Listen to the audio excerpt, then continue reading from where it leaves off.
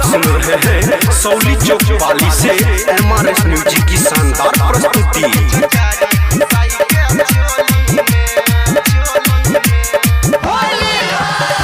सारी साया पहिर के रंग देबो छोरी तोहर ढोरी गहिर के लल बचम के गाल पतोरा खाले बछौरी के सब्जी पनीर के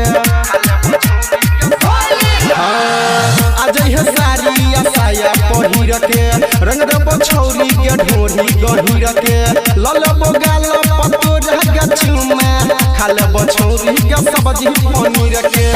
हम लबो गुलाल हम आके तोर टोली में हम लबो गुलाल हम आके तोर टोली में रंग लगबो मुसकनिया पिचकारी घुसाई के चोली में गोई रंग लगबो मुसकनिया पिचकारी घुसाई के चोली में।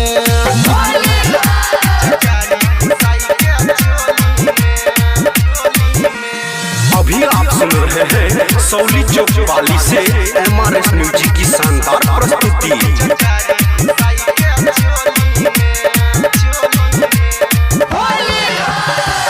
हम ही रंगलियो भगल शादी तैयो फेरू कहलियो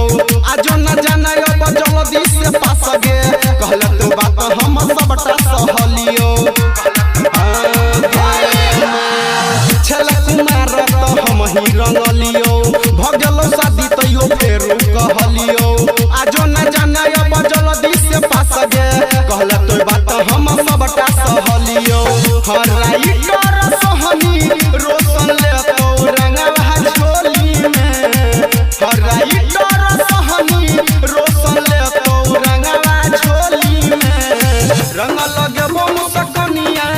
पिचकारी घुसाई के चोली में गई रंग लगबो मुसकनिया पिचकारी घुसाई के चोली में